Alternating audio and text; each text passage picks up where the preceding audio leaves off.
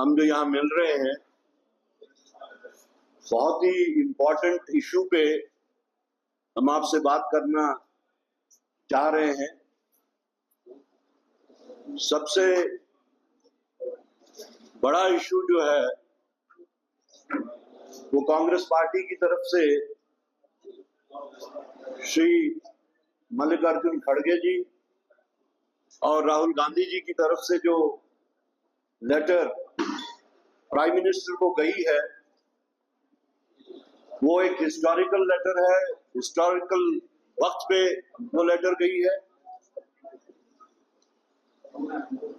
तो शुरू करने से पहले हम पूरी कांग्रेस पार्टी, जो हमारी दिल्ली हाईकमांड है, खासतौर से सोनिया गांधी जी, मल्लिकार्जुन खड़गे जी, राहुल गांधी जी और बाकी तमाम क़यादत का शुक्रिया अदा करना चाहते हैं कि जिन्होंने वक्त की नज़ाकत को समझते हुए जम्मू कश्मीर के लोगों के जज्बात, एहसासात और ख्वाहिशात को समझते हुए और कांग्रेस पार्टी जेकेपीसीसी की जो तकरीबन 9 महीने से जो एक स्ट्रगल चल रही है अंडर द बैनर ऑफ हमारी रियासत हमारा हक, उसकी इंपॉर्टेंस और सेंसिटिविटीज को समझते हुए प्राइम मिनिस्टर साहब के नाम जो खत लिखा है, उसके लिए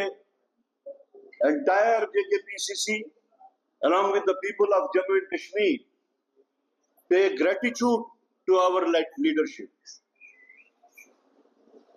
आपकी इत्तला के लिए 15 जुलाई को एक अहम मीटिंग मिसेस सोनिया गांधी जी की क़यादत में हुई, जो कि चेयरपर्सन है कांग्रेस पार्लियामेंट्री पार्टी की, और उसमें यह तय पाया गया कि बहुत हो गया, बहुत वादे हो गए, बहुत ही उनका बार बार जो एश्योरेंसेस थे जुमला बन चुका है। तो टाइम आ गया है कि पूरी कांग्रेस क़यादत along with India bloc prime minister को बराह रास्त उनके सामने ये बात रखी जाए कि अब ज्यादा देर नहीं हो सकती, और उन्होंने फैसला लिया कि हम प्राइम मिनिस्टर को लेटर लिखेंगे। और उसके साथ साथ ये फैसला भी हुआ कि पार्लियामेंट में पूरी शिद्दत से Congress party along with its allies as India bloc, वो सब इस बात को पार्लियामेंट में उठाएंगे। हम एक बार फिर से अपनी कांग्रेस की क़यादत को शुक्रिया अदा करना चाहते हैं कि उन्होंने न सिर्फ हम लोगों की जेकेपीसीसी की, बल्कि 1,40,00,000 लोगों की जज्बात, एहसासात, ख्वाहिशात और जरूरियात को मद्देनजर रखते हुए एक हिस्टोरिक कदम लिया। और जैसा कि आप जानते हैं कि जेकेपीसीसी पिछले 9 महीने से हमारी रियासत हमारा हक वो हर जिला में पहुंचाए, वो जम्मू हो, वो कश्मीर हो, और एक मोमेंटम हमने बनाया, एक कैंपेन हमने बनाया, और उसको लॉजिकल कंक्लूजन तक पहुंचाने के लिए हमने बताया था 2 दिन पहले ही कि हम इसको इंटेंसिफाई करेंगे। करने के लिए आज हमारे जितने भी यहाँ पे सीनियर लीडर्स थे, हमारे जम्मू सूबा के ब्लॉक प्रेसिडेंट्स थे, कंटेस्टेड कैंडिडेट्स थे, उनकी यहाँ पे एक मीटिंग हुई और ये तय पाया गया कि अपनी बात में शिद्दत देने के लिए, अपनी बात सरकार के कानून तक पहुंचाने के लिए हम 20 तारीख को जम्मू में और 19 तारीख को कश्मीर में एक प्रोसेशन, एक प्रोटेस्ट करेंगे। और उसके साथ साथ हम अपनी क़यादत 233 मेंबर्स के इंडिया ब्लॉक की आवाज के साथ अपनी आवाज मिलाने के वास्ते पूरे जम्मू सूबा और कश्मीर सूबा के हर जिला से हमारे सीनियर लीडर्स, हमारे कंटेस्टेड कैंडिडेट्स, हमारे ब्लॉक प्रेसिडेंट्स, जितने भी हमारे इंपॉर्टेंट लोग हैं, हमने एक और स्लोगन दिया, चलो दिल्ली चलो।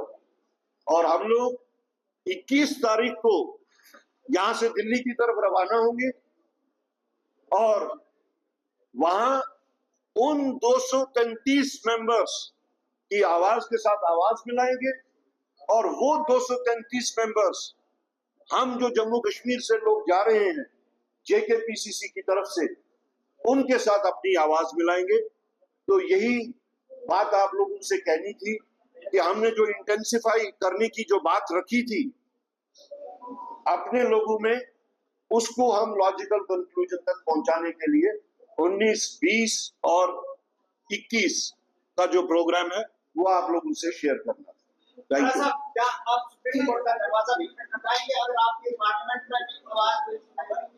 देखिए, हम डेमोक्रेटिक पार्टी है, हम डेमोक्रेसी में यकीन रखते हैं। ये दूसरी बात है कि इस वक्त कुर्सियों पे बैठे हैं वो बहुत ही ज्यादा इनसेंसिटिव है।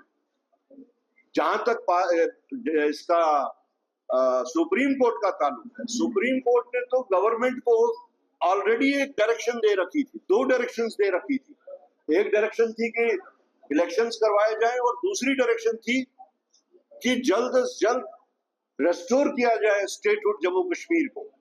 तो हम डेमोक्रेटिक और पीसफुल तरीके से अपनी बात को फिलहाल आगे चलाएंगे। साहब, मेरा एक सवाल है कि जब तक आम जनता साथ खड़ी नहीं होगी तब तक ये मुहिम जो है कामयाब होगी। क्या आम जनता को भी आपने साथ लेने की कोशिश है, जिस तरह से ये जम्मू कश्मीर के लोगों का मसला है? बिल्कुल, जब भी हम जिस डिस्ट्रिक्ट में गए, चाहे जम्मू था या कश्मीर था, हमने अपने जो भी कार्यकर्ता थे जिनके साथ में हमने डिस्ट्रिक्ट लेवल की मीटिंग्स की, उनको हमने प्रोग्राम दिया और वो अब चाहे जम्मू हो चाहे कश्मीर हो, ब्लॉक लेवल तक जाके लोगों के साथ में बात कर रहे हैं, एक जागृति पैदा कर रहे हैं और उनको इस चीज का एहसास दिला रहे हैं कि अगर रियासत जम्मू कश्मीर को आगे बढ़ाना है तो ये ड्यूअल कंट्रोल सिस्टम, जिसका हम बार बार इजहार करते थे कि ये ड्यूअल कंट्रोल सिस्टम अनडेमोक्रेटिक है, स्टेट की जो ग्रोथ है, स्टेट की जो प्रॉस्पेरिटी है, उसके वास्ते खतरनाक है। उस चीज को लोगों में हम पहुंचा रहे हैं और कई जगहों पे वो बात पहुंच भी चुकी है। भारतीय जनता पार्टी से सवाल पूछा गया था कि स्पेशल स्टेटस जो जम्मू कश्मीर के पास पहले से था उसे भी हटा दिया गया, लेकिन भारतीय जनता पार्टी का कहना है कि उस स्पेशल स्टेटस की अब जम्मू कश्मीर को जरूरत नहीं है। इस पर कांग्रेस पार्टी क्या कहना चाहेगी? देखिए, Congress party is very clear. हमने अनएम्बिगुअस टर्म्स में ये बात पहले से ही रखी थी जिस दिन से नेशनल कॉन्फ्रेंस ने असेंबली में एक बिल लाई थी। हमने उसके बाद में ये कहा कि चूंकि सुप्रीम कोर्ट ने गवर्नमेंट के एक्शन को लीगल करार दिया है, इसलिए अब कोई अगर अचीवेबल बात है, कोई अगर अचीवेबल, चाहे उसको स्टेटस कहें या उसको कॉन्स्टिट्यूशनल गारंटी कहें, तो वो सिर्फ स्टेटहुड है। और तब से आज तक हम उस स्टेटहुड के मुद्दे को लेकर आगे चल रहे हैं। कांग्रेस इज क्लियर कि हम सुप्रीम कोर्ट के उस फैसले को कांग्रेस ने मानते हुए अपने स्टेटहुड की जो डिमांड है उसी को इंटेंसिफाई किया। जी,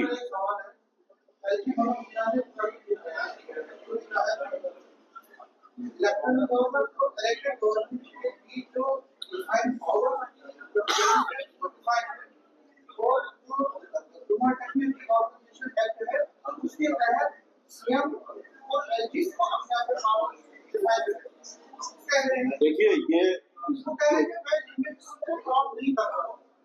हम उस चीज को अगर मुद्दा बनाए तो हमारा जो फोकस है, हमारा फोकस स्टेटहुड का है। इसीलिए हम लोग शिद्दत से यही कह रहे थे, बार बार कह रहे थे, आपसे भी बार बार यही बात हुई कि जब तक स्टेटहुड रेस्टोर नहीं होगा, ये कंफ्यूजन, क्योस और ये खींचातानी जारी रहेगी और जिसका हमने बदतरीन मिसाल देखी 14 जुलाई को, जिस वक्त इलेक्टेड चीफ मिनिस्टर के साथ में मैनहैंडलिंग हुई. That is the worst kind of the example of this dual control, of the absence of statehood in Jammu and Kashmir. History में आज तक जम्मू कश्मीर की ऐसा नहीं हुआ है कि सिलेक्टेड लोग इलेक्टेड लोगों को मैनहैंडल करें और उनको उनकी मूवमेंट को रेस्ट्रिक्ट करें. तारिक साहब, चीफ अब्दुल्ला साहब ने शुक्रिया अदा किया है राहुल गांधी जी का, स्टेट की मांग को लेकर शुक्रिया अदा राहुल गांधी जी का भी किया, कांग्रेस का भी किया.